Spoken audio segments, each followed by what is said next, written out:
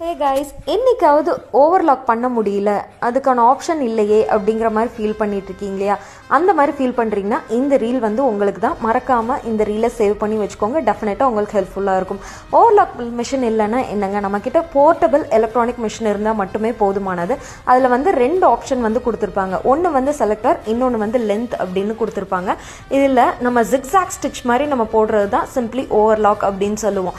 இதில் எப்படி பண்ணுறது அப்படிங்கிறத பார்த்தலாம். இதில் வந்து செலக்டரில் சி ஆப்ஷனும், லென்த்தில் வந்து 1 இல்லைன்னா 2 வந்து செலக்ட் பண்ணி வச்சுக்கோங்க. அதுக்கப்புறம் ஸ்டிச்சஸை ப்ரொசீட் பண்ணிங்கன்னா அழகாக உங்களுக்கு வந்து ஜிக்ஸாக் ஸ்டிச்சஸ் வரும்.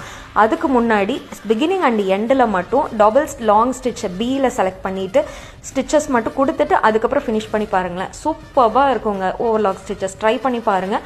மறக்காமல் ரீலை வந்து சேவ் பண்ணி வச்சுக்கோங்க. அதுக்கு ஒரு லைக் மட்டும் கொடுத்துருங்க. தேங்க்ஸ் ஃபார் வாட்சிங். பாய்.